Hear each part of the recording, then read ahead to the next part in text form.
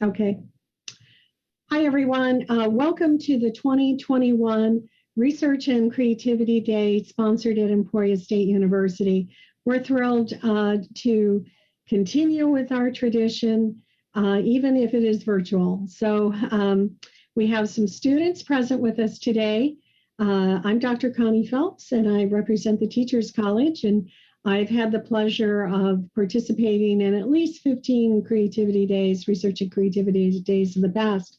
But first, let's hear from our students. So Tanya, could you give us the title and the thesis of your study, and tell us a little bit about the outcomes and the recommendations? You can change that up a little bit to fit, but tell us who you are, what you're studying.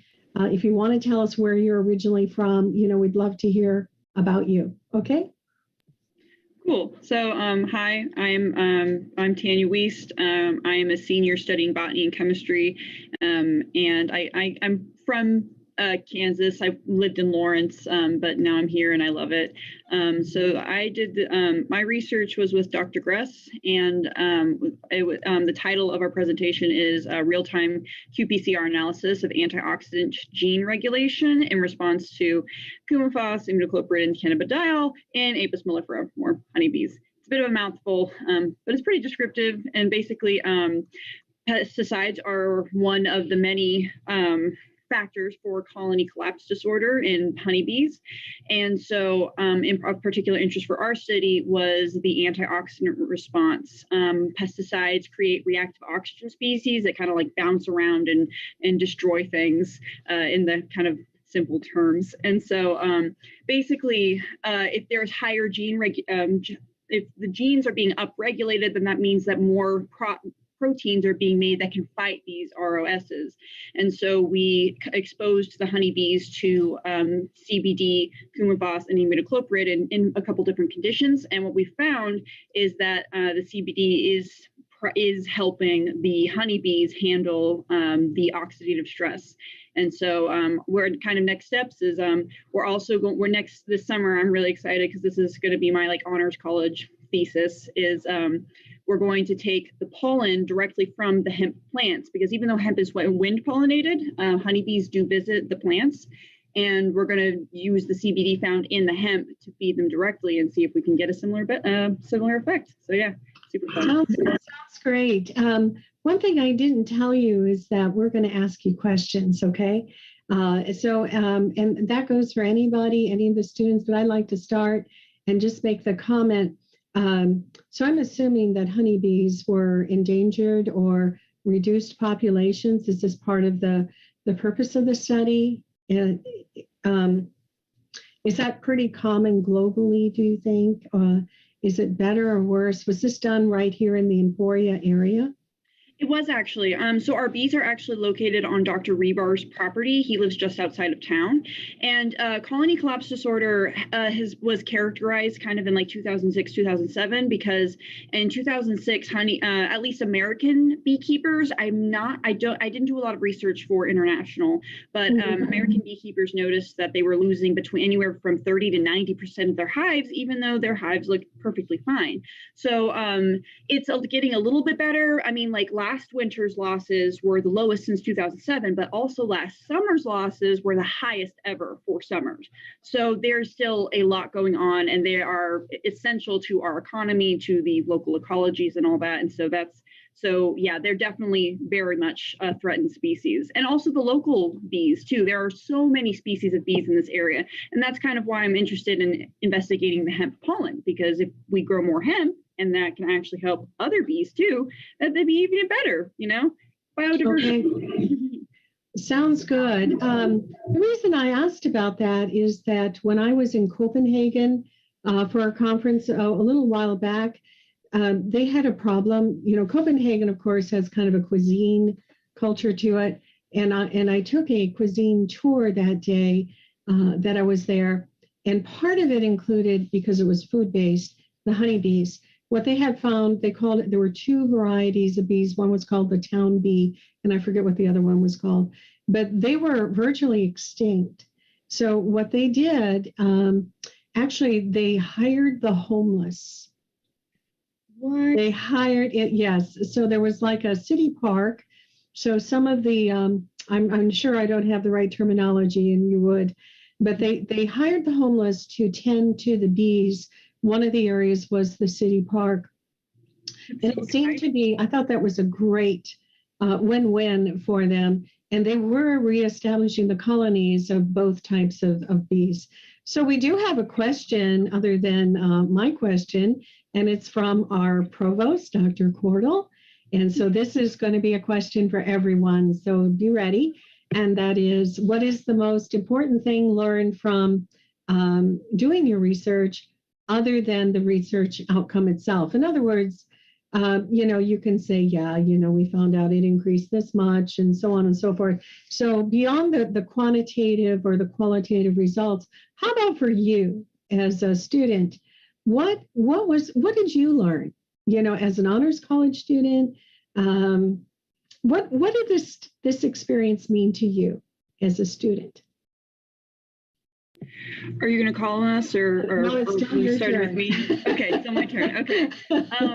One thing that I think the most valuable thing that I learned from this, other than the research itself, was that it's okay to not be perfect all the time. Sometimes research takes you in a direction, an entirely other direction than you're expecting, and one of the trials that we did, we were also trying to do a memory trial, and unfortunately all of the data for that was lost because of issues with the lab that was going to be processing. They had a COVID outbreak, and so it all expired.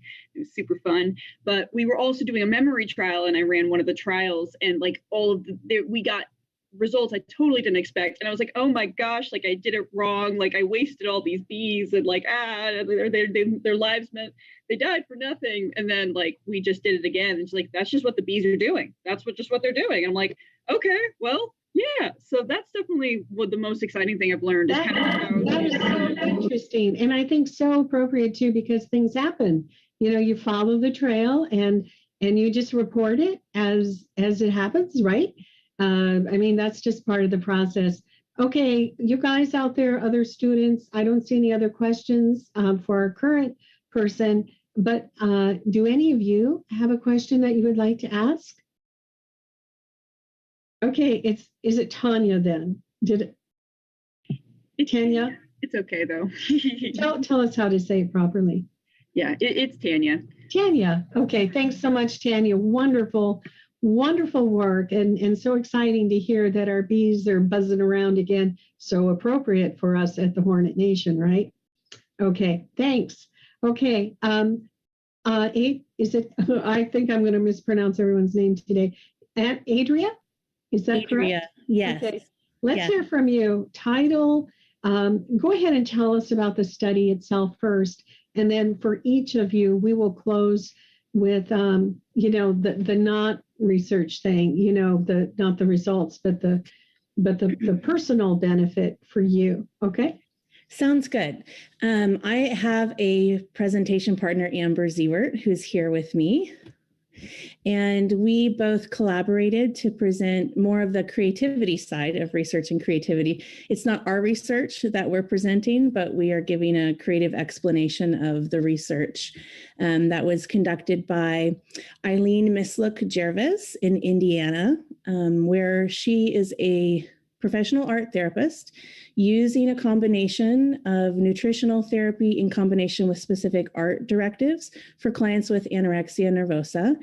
And the directives that we followed and present on use the expressive therapies continuum very specifically to go through cognitive processes with our specific art materials to help with recovery from anorexia nervosa. Amber, do you want to add any details onto that? This definitely helps the population in working through different aspects of the ETC and has allowed them to just process things at a slower level rather than just being forced into doing art and being kind of intimidated by the art process. Okay. We didn't really formally introduce ourselves.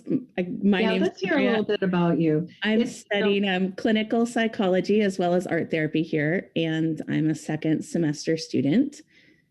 Amber, Welcome. take it away. And where I'm are you originally Amber. from? Sorry. That's okay. Where are you originally from? Did you tell us already? That's a complex story. Okay. But I've Sorry.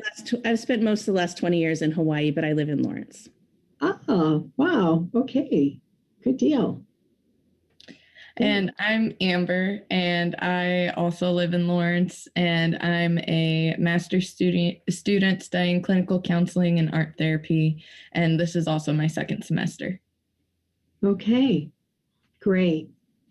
Okay, so I have a question for you before we get to the question, and that is, what did you mean by to sort of reduce the intimidation factor that that your clients may experience or express to you? What's that mean? What's that look like?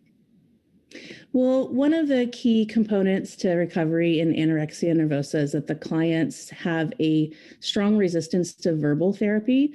So art therapy tends to be a key treatment model rather than cognitive therapy, which is applied to bulimia and binge eating. Anorexia nervosa specifically needs visual representations for communication, so that can help build a bond between the therapist. It can help build a relationship between the client and the art itself to be able to externalize symptomology. And it can create a sense of self where there might be an identity crisis happening. Feel free to add on to that, Amber. I know we have a lot more data than that. No, that sounded great. Okay. Anybody else have a question about the research before we ask about their own responses toward the experience of it? I have a question for Adria and Amber. I would just like to hear, like, what's one example of an art piece that someone in treatment for anorexia might be able to do, according to your research? Sure. Do you want to take this or do you want me to, Amber? Why don't you take this one? Okay. So at the very basic level of the expressive therapies continuum, we work with kinesthetic and sensory modalities. And so the perceptual art directives, particularly scribble chase, can be done with a very physical kinesthetic component. And then to create that scribble into design or meaning, metaphor, or structure helps to create more cognitive structure for the client who feels out of control. Okay, that's kind of that's a very interesting response. Okay, Rachel, did that do it for you? Did that answer the question? To be honest, I'm also an art therapy student, so I know exactly what she's talking about. Right there with her. Maybe a more practical description, like what would the client be doing in the office, maybe? Sure. So creating a scribble on a piece of paper, and then using those scribbled lines to create pattern or structure within the scribble helps to create more structure out of chaos. So art therapy, if I'm understanding what you're saying, it helps them in ways, it's a workaround maybe of the verbal, the typical, or maybe more of a traditional verbal type of interaction. And how do you know if you're being successful with some of these ventures with the scribble or some of the other strategies? Amber, I'll let you take this one. That's a great question. In working in my own internship, I've seen it in just, it allows the client to just explore things more and takes less of the pressure and intimidation from actually talking to someone about something that may be harder for them to explain or describe. And so it kind of melts that ice and that like tension and just allows them to feel more freer in making their art. And through that, maybe it will allow them to feel more comfortable with the art therapist to actually talk about what they may be processing or going through or what's happening in their life. Okay. Are there any other art therapy people in this group today other than you three? Okay, let's see. 1, 2, 3. Did I get all of you? And me, of course. Is that 4? A total of 4? Okay. There's 7 of us, I think. Sorry? I think there's 7 of us here today. Okay, I'm not seeing all the hands apparently.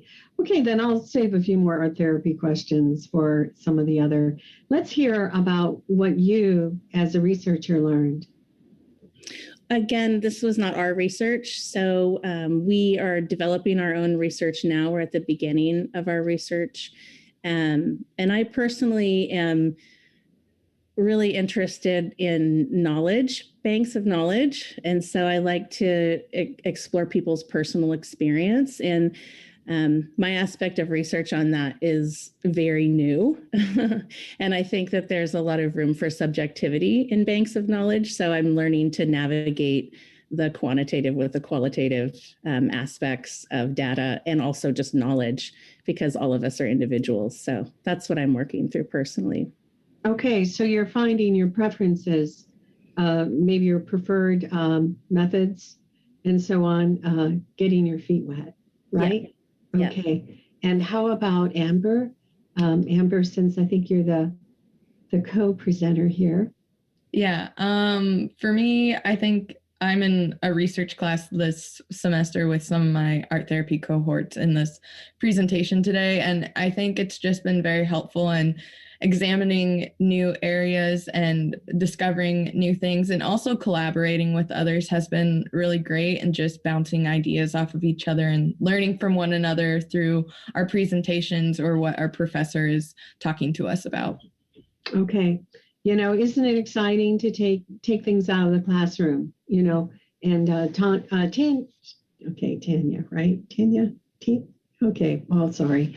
Yeah, that's so exciting to learn about, future, maybe begin your trajectory of research for the future, but also your own personal strengths, and finding that others in the group may help augment your strengths because they bring strengths to that collaborative process as well. So let's go on to the next presentation if we could. Thank you so much, both of you. And Rachel, yay, let's give him a hand. Rachel, did you have something different, a different project? Yeah. So let's hear from you. Tell us about yourself a bit. I'm actually co-presenting as well. Okay, and who's your partner in the, is it Bridget? Willa. Hi there, I'm Willa Fraser. I'm presenting with Rachel. I'm finding you both now. Okay, thanks. So we actually, last semester, I wrote a literature review on the needs of clients that have experienced immigration, and basically ways that art therapists can start to approach the specific population. And because there's often a lot of stereotypes in our minds, in the media, in the culture around us about what an immigrant is, who they are, where they come from, what they need, I felt that researching that and presenting a very concise explanation of all the different factors that go into it culturally, as well as the mental health and even some of the, I want to say, like biopsychosocial stressors that these people might be going through, what we can do to address them. And this, because I'm a clinical counseling and art therapy dual major, I was thinking this would be appropriate for people on either side of the talk therapy or art therapy sides. But I'm originally someone who grew up in the Air Force. My parents are both Air Force brats, and then I was an Air Force brat, so I don't have a hometown. My parents currently live in Virginia. I lived in China for about 8 years previous to becoming a graduate student. I was teaching there. And I'll let Willa introduce herself as well. Okay, and then we'll circle back after she does her part. Hi, Willa. Hello, hi there, Welcome. everyone. Thank you. My name is Willa Fraser. I am a second semester art therapy student in the master's program in the Department of Counselor Education. And I wanted to partner with Rachel on this research because I think it really is important, and I wanted to delve into it a little more for myself. I think exploring and presenting the research on this topic is really helpful to help understand it myself better and be able to talk about it better in a broader sense. As we see when art therapist starts talking about art therapy, we have a certain lingo, and it's really helpful, I think, to present and create these public forums so that we can learn how to discuss it and kind of share what we know more, in terms for everyone. So I was really delighted to share this process with Rachel and go through this research. I live in Kansas now. I'm originally from the Southwest, and before this, I lived in Baltimore for about 10 years. So I've moved around a fair amount, although I wouldn't say I've necessarily had my own immigration experience fully. Okay. I'm gonna, I don't know, somebody else might have a question, and I apologize if I miss you, because I have to somehow view the participant list properly, I guess. Maybe I can, I think I've got you all on the same view now. That's better. Some of the research I've done talking about creative therapies, and art therapy is only one of several. It's one of the more established, I do believe. Some of the other creative therapies include drama therapy, music therapy, dance therapy, and bibliotherapy, of course, too. Along the way, I did I might have missed who knows how many of those. You guys are the experts here. I was doing some research on Willa Fraser, who worked with Jane Addams in the Hull House in the 1930s when there was a wave of immigration coming through in Chicago. And the Parks and Recreation hired them. You know what they did? They taught them games, because of course, when these immigrants came in, they weren't speaking English, right? So that's a barrier that they had to overcome. And so Jane Spolin learned a lot. Second City in Chicago, Willa Spolin, her theater games, she used to train Dan Aykroyd, John Belushi, the whole shoot match there of all these improv kind of people in Second City theater, which, in some ways maybe was sort of First City at the time in terms of improv. But that's how that all got started, I think is interesting, because it was a very practical way for them to be using their English, be involved with the community, become integrated. And of course, drama therapy is one of our creative therapies. Mm-hmm. So that sounds so exciting and very practical, isn't it, to work with immigrants into the country. So does anybody else have a question or a comment that you'd like to ask Willa? Or I rearranged there she is, Rachel. Okay, so then Rachel and Willa, would you tell us on a personal level what you learned as a researcher? Mm-hmm. I think for me, doing this literature review, one was like, oh, I'm in grad school. I am working at this higher academic level than really I've had to do before. And so getting the feedback from my professors and also just being put out there to go and find what I could find and then present it in a way that I thought was acceptable, or that like presented the themes that I was interested in. It made me feel like, oh yeah, this is like, there is like an aspect of creativity to research, and that you have to, build your argument and find the sources that would be most helpful, and also to critique the sources. And I think that's something that all of us when we're building our literature reviews or looking at previous studies, we have to say, is this good? Is this something that would actually help? Or is this something that we need to work on and critique, or find the holes in the argument of, or go a completely different route to find like a whole different way of looking at it. And so that for me was just a really exciting and rewarding experience. Okay, thanks, Rachel. Willa? I would definitely second Rachel in that it is really an exciting process to look at previous literature and see, critique it, see where you want to expand upon it, see where you want to take from it and improve. So I think that's a really valuable part of this. I think for me in this particular project, especially working on the poster, I was really delighted in the way gathering this research and these ideas helped me understand sort of the full spectrum of the way the field of art therapy can be applied. So as you said, Connie, there are really practical applications, and there are also very sort of abstract, kind of emotional, hard to really verbally illuminate things that are happening in the process. And it was really wonderful for me to go through the research in order to really see the huge spectrum of ways that this field can help and be applied for this population, but for, in many, many populations and situations. So that was really exciting just to feel the possibilities coming from research and reviewing previous research. Okay, thank you so much. Okay, going once. Any other questions for the immigration research? Okay, Bridget, now I've reconfigured, so things might look different in the order, but Bridget, do you have a co-presenter today? Yes, I am presenting with Elizabeth Schmidt. Okay, so Elizabeth, do you want to follow Bridget? We'll have Bridget take the lead here, and then you can chime in and add, okay? So tell us about yourself, where you're from, and about your research. Okay, my name is Bridget Weigel. I am one of the art therapy grad students here, getting my master's.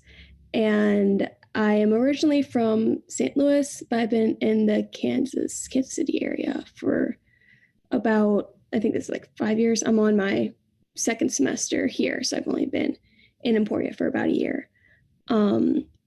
Our project that we decided to do was specifically on the ETC, as many of us have referenced so far, the expressive therapies continuum, and how you can move throughout the continuum in different sorts of art mediums. And because, as we were saying earlier, there's a lot of lingo out there in the art therapy world, so we felt that really diving into what the expressive therapies continuum is and giving some good examples that we've experienced personally when giving different mediums to certain populations, how that works out, we decided would be a good way to explain what exactly the ETC is. Elizabeth? And I'm her co-presenter. My name's Elizabeth. I'm also studying art therapy and clinical counseling at the graduate level. And I am originally from kind of the middle of Colorado. That is where I went to undergrad as well. I am in my second semester. And so I've really been enjoying my time here in Emporia. I think Bridget really described it well. We broke down what the expressive therapies continuum is and really defined and described it. And then we gave some really concrete examples. We both presented different art projects in our class, and we watched our fellow peers move through the continuum. And that was a really amazing experience for us because it was a great way to see this theory come to light. It was a wonderful process of seeing it, evolve right before our eyes. And we really wanted to present on that in our presentation. Okay. Questions for Bridget or Elizabeth about their project, about their research?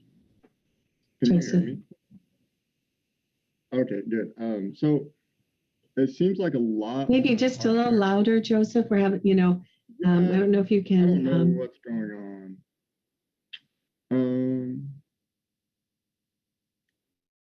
I don't know about the rest of you, but it seemed kind of soft. Is it good now? Yeah, a little better. A little better?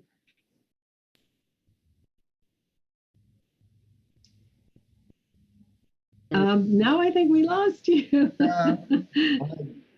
I'll just come up really close. Yeah, that'll be fine. We like to hear your question. So it seems like a lot of attention in art therapy is focused on the ETC, which is, could I hear that again?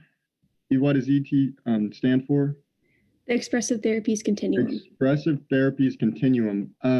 Is that because it's a novel theory, a kind of more recent novel theory, or is this something that has had years of study and it's just coming back up to light? Why is there so much attention on the ETC? Great question. Do you want me to take this, Liz? Okay, sure. I'll go for it. So I think the best way to explain it is it's a tool for which we define all of our directives and our just our art directives that we give to our clients. It's been around for quite a decent amount of time, and most everything that we do is somewhat related to the ETC. It's split into 3 different groups, and each directive can somewhat fall into each of those groups one way or another, depending on how the person interacts with the art. And specifically with our research, we were talking how you can go between the different levels. So you can experience a very cognitive thought processing art process versus one that's very kinesthetic, sensory based, and you can transfer between those two. It doesn't have to be art just for the sake of feeling or art just for the sake of thinking. It could be all of them. That helped a lot. Thank you. I kind of have a follow-up actually on that then. You said that you worked with multiple medium. I would like to know, does that mean like acrylic to oil, and what kind of medium you mean? And if you did find one of those mediums to work the best? Gotcha. Okay. Again, do you want me to take this, Liz, or you? Okay, I'll keep going with this. Yeah, mediums is just different forms of art. So that can be from paint to, one of our examples was painting with light through photography. So using light, you can be using clay, there's plenty of different art types out there. And as for whichever one would work the best, I think that's completely dependent on your client and how they react with certain mediums, as well as what your purpose for the directive is. If your purpose is to perhaps have them move around a bunch and like really get moving and like having, so they're not just sitting in one place, maybe you have a kind of client that needs that. Then maybe a painting with light where they have to move their whole body in order to make a painting stroke would be a good example. That's wonderful. Thank you. Someone else. Thank you, Joseph. Nice question. I was wondering the same thing. So see, just goes to show. It pays to ask. Anyone else? Okay, now I am not sure how many research collaborations we have left. I see Portia and also Jessica and Joseph. Are any of you co-presenting? I think I got everybody. You're all separate? Okay. Is anybody art therapy? Okay. Jessica, thankfully you're in the right order. But this way we'll also group the art therapies together. Joseph, are you biology or some other? Yes, area? I am biology. Okay. And Portia, what are you? Psychology? Yes. Okay, how'd I guess that? You know, I'm profiling you. Okay. Okay, Jessica, let's wrap up art therapy. We might come back to it later, but let's hear about your research. Absolutely. And yourself. I'm Jessica Goss. I'm from Phoenix, Arizona. So Kansas is all new to me. But I am in the Emporia Department of Counseling for Master's in Art Therapy. That's what I'm here for. My presentation is on Melissa Walker and her work with traumatic brain injury and PTSD with our soldiers in the military who have experienced a lot of trauma. And so it really is kind of a breakdown on who she is and how she came up with the programs that work with art therapy and how they are kind of revolutionary in helping these soldiers to cope and to really express themselves and deal with the problems that are really plaguing them at this time. What I learned from it, especially, was I always knew that like people in mental health counseling and stuff, they would work with other people to help their client to the best of their ability. But the integrative approach that she used was really eye-opening. They literally have like 7 different professionals in each of the different creative and just regular counseling positions that work one-on-one or in groups with every soldier that comes through their doors. And so they have dance therapy, they have writing therapy, they have music therapy, they have art therapy, they have regular counselors and psychologists. And they all work together as a cohesive unit to help those individuals who are struggling to get the best, absolute best help that they can get. So. Okay, thank you. Uh-huh. Okay, questions for Jessica? Yeah, I have one. Mm-hmm. So I would think that I think there are more men than women in the military. And this is true. Yes. With PTSD, do you find when you statistically account for them just plain more men, do you find any more men than women suffering from PTSD or PTSD? Yeah. Statistically, I'm not absolutely positive about the numbers and how that works. I know there were some statistics on there, but I don't have them off the top of my head. I do, however, know that both men and women are definitely susceptible to PTSD. It has something to do with just being human and being in a war-like atmosphere. Bombs go off, people get shot, friends die, and it's just not a wholesome, like, humane environment. And so as a person, regardless of whether they're male or female, though they do exhibit differently, women will come out, they will present the problems of PTSD differently than men do. Men tend to be a little bit more closed off as opposed to women, but then women will just shut down. So it's a really broad topic, and I wish I had the exact numbers that I could give to you. If you want to, like, I don't know, text me or something sometime later, I can totally look that up for you so that I have numbers. But yeah, I was just curious. So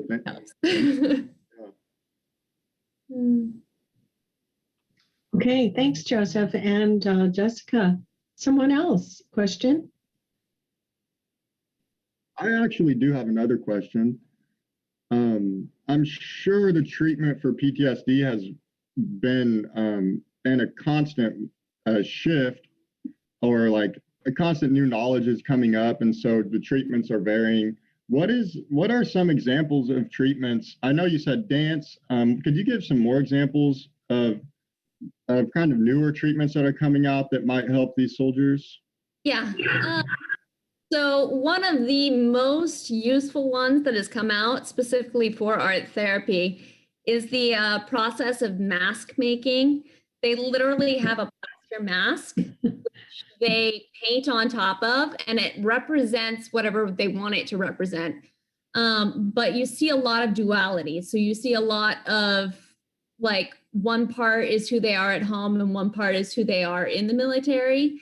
Or you see a lot of trauma as well. So like nightmares or things that constantly come back to mind, they paint onto the mask.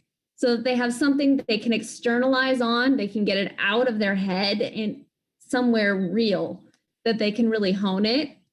And then when they take these masks, they can hang them up, or if they really just want to, like, box it up and put it away, they can. So oftentimes they will create some sort of containment, some sort of box or something, so that they can take whatever this happens to be that they're struggling with and put it in a safe space where they know where it is and they can pull it out and look at it as they need to. Oh, that is wonderful. Thank you. Mm-hmm.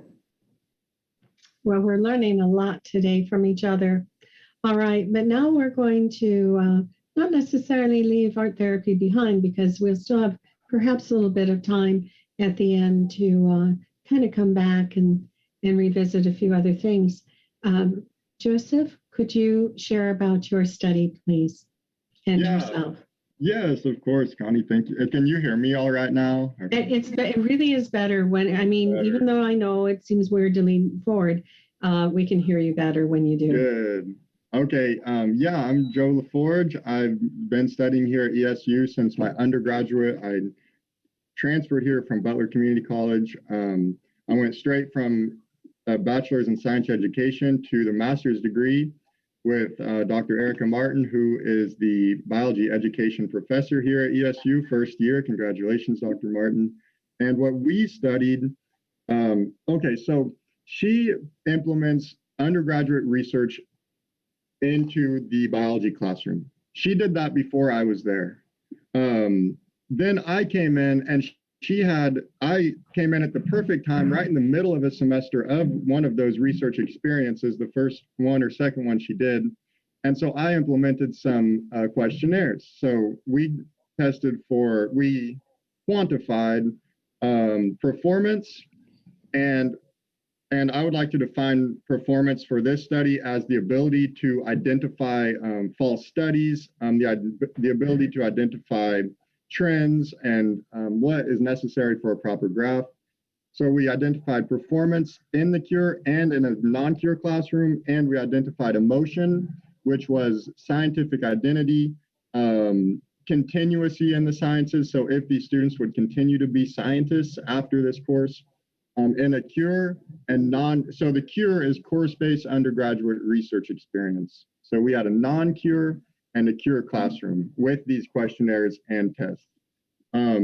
What we found is that while cure and non-cure classrooms do not exhibit substantial performance differences, they do exhibit substantial emotional differences. So we found that the scientific identity through this undergraduate research experience, these students really did feel more like scientists. And to go along with that, we also found that I said identity, and what was one more? The community. They were able to reach out to their scientific community and relate with scientists more as well. So that's what I did then. Now, as a graduate student, I actually administered another cure. So I was the lead researcher on the cure, and we studied fish data. The students gathered fish from the river and took their weight and measurement. And so this is what I'm doing now to see if we can garner greater significance from these previous results with these new results from the exact same questionnaires, performance and emotion. And this semester just ended, so I'm looking at the data right now. And so what does this mean? This means that teachers need to, if they're going to teach a science class, they need to integrate inquiry into the science class, and they need to situate these students in a lab that cultivates research, that cultivates development or creation of their own thoughts rather than giving them data. And that's what we found. Very interesting. Yes, that is interesting, and it sounds important too, to see that undergrads are moving in that direction. That's very encouraging. Yeah. Okay, questions for Joseph? I have one. So how do you think, so with the kind of the continuation of this research, and eventually I could see that totally, like, being that if you get people involved in actual research, they feel more like scientists. Like, that's definitely been my experience for sure. And so how do you think that people in the future will be able to kind of keep this momentum going? Like, will graduate students be taking undergrad classes to help them gather their data? Will it be the professors? Will it be in the lab portions or in the lectures? Is there ways we can put it in both? I know that's a lot of questions, but I definitely think that way more undergraduate people that are interested in science should be doing research. I think it's such an important learning experience, Yeah, I completely agree. And that's the purpose of the CURE, the course-based undergraduate research experience, is that you implement research directly into the classroom or the lab, so you are able to impact a complete full classroom. The first question was, how are we going to continue this? Anybody can do this. Dr. Martin is a stream ecologist, so a fish biologist, and she had the tanks, she has the aerators, she has the rocks. She needed nothing more than fish in the tanks and students wanting to take observations. So anybody can implement this into their classroom. Anybody. If they have the room is really all you need. And going along with, can you implement it into the lab and the classroom? It's been shown, I recently read an article from 2020 that showed a CURE implementation, research implementation into the laboratory reflects greater performance, so better grades in the subsequent lecture section, which is a pretty interesting finding because I just think it's interesting as a science teacher. And then I'm a graduate teaching assistant, so that's how I was able to implement the CURE myself. I was already situated in the position to teach, so we thought, well, why not? And like I said, anybody can do it.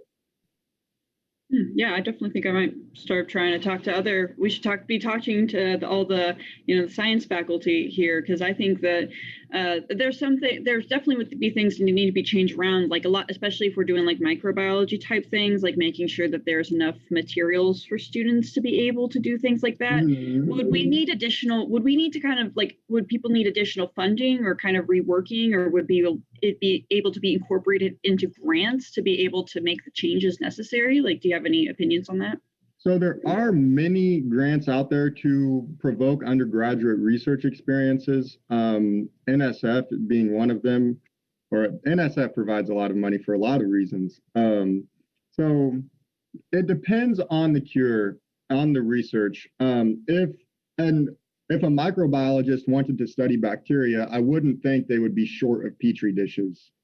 And a fish ecologist, Dr. Martin, I wouldn't think she'd be short of fish tanks, So no, really, very little extra funding is needed. And Dr. Martin has shown that these research studies can actually end in a publicated article with every single undergraduate in that classroom as an author on that article. That will look great for graduate school applications. How many authors would that be, Joseph? Would that be 10 or 15, do you think? It was about, 10 or 15, no less than that. Wow. Yeah. Well, that is really cool. Real quick, because we want to have time for Portia. Did you share with us, Joseph, the personal aspect of the impact on you as a researcher? I would love to share that. No, I didn't. It's going to be a goal of mine from here on out to situate not only my students, but myself and my friends and my family in positions that better them. Because just by being in a situation, just by being somewhere that promotes growth, you're more likely to grow just by being there, almost unintentionally. So I make that my goal. Okay, bravo. Okay, I'm going to move right into Portia, and remember to unmute yourself. And let's hear it, Portia, from psychology.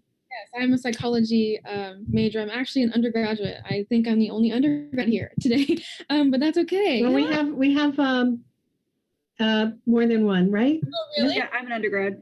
We have two of you. So brave souls. And I am from Overland Park, Kansas. like the Kansas City area. And I am a senior. I actually will be graduating next December, and that's going to be super exciting. But my research was done with Dr. Wexblatt in the psychology department, and we looked at the impact of adverse childhood experiences and how that affects adult health and mental health. And adverse childhood experiences, people call them ACEs for short, is just, to put it plainly, different childhood traumas that someone can endure within the first 18 years of their lives. So an ACE could be sexual abuse, or another ACE could be having a parent or a family member in the household go to prison, or things like that. And what we wanted to look for is that we actually had 3 different research questions. And so we wanted to know, does ACEs affect, or does ACEs have a big impact on mental health? And if so, what are the specific mental illnesses that can come from certain ACEs? And then also how it affects your physical health. So if you have a certain ACE, will you potentially have a certain physical illness? And then also, how is your daily living affected by your childhood traumas? And I know that a lot of individuals sometimes have a hard time living alone, after they endure a lot of traumatic things. And so they probably need more help with their hygiene or just taking care of themselves on a daily basis. And actually, we found that with bipolar disorders, I'm not going to remember all of them, I'm sorry, but I know that with bipolar disorders, if you have any kind of ACE in your childhood, you have about a 25% chance, no, actually, I'm sorry, 125% chance of getting a bipolar related disorder. And so, yeah, it's very heartbreaking. And what we did was we had the clients at Crosswinds Counseling and Wellness Center, the adult clients there, take an ACE questionnaire and a demographic survey, and then also this DLA 20 thing that talks about their daily livings and how they are at home by themselves. And on the ACEs questionnaire, there's about 4 of them that refer to abuse, 5 of them that refer to household challenges, and then 1 of them referring to physical abuse or something like that, in that order or whatever. And with what are they? Trauma and stressor related disorders, we found that if you answered yes to any of the questions about physical abuse or sexual abuse, you have a high chance of getting a trauma and stressor related disorder, along with if you said yes to any of the answers relating to the household challenges or the neglect questions, you also will have a very, very high chance of having a trauma and stressor related disorder. And then also the last result that we found is I asked them, do you have any family members in the household with a history of mental illness or mental health issues? And the people that said yes, that they do, have a higher total ACE score. So after taking the 10 questionnaire of the ACE questionnaire, majority of them have had a family member with a mental health history, and majority of them had a lot of yeses on those questions. It is very heartbreaking, but I think, like I said in my video, this is why we do research, and a lot of them were very sort of predictable just because of how we know trauma is and how it affects our brains individually, but just doing the research just kind of made it more real in a sense. So yeah. Okay. To make sure that we hear from you, how did it impact you as a researcher beyond the results? Right. Yes. And well, so with not talking about like the research in general, I learned, so this was my second research that I've done in my undergrad, and I'm actually working on my third right now, but I learned that research does not go the way you probably plan it to go. I actually thought that this was probably going to take 3 months, maybe 2, and it actually drug on to be like 8 or 9. Oh, I was not expecting that. It was very stressful, to say the least, because I wasn't expecting going from the summer doing research and then going into fall and having courses and working and finishing the research. I wasn't expecting that. So it was very stressful, but I think the one thing that I learned is that research it's very unpredictable. That's for sure. But yeah. Well, I guess if it was a piece of cake, why would we be investigating non-complex questions, that Right. kind of thing. My question for all of you before we need to end is, before we all give each other a hand, would be how many of you, how many of you participated in Research and Creativity Day before? Is this your first year for all? Okay, a couple of you have, 3 of you have. How many of you would do it again? Oh, yeah. I mean, if you weren't graduating. Okay, well, I hope you will. And thank you for participating today. And it's been wonderful hearing about the initiative you've taken, the contributions you've made to your fields, your respective fields. And I wish you all well. Some of you are moving on to other things, and some of you have more to come. So whatever it is, best wishes to each one of you. And thank you for sharing today. Let's just give each other a hand. Thank you.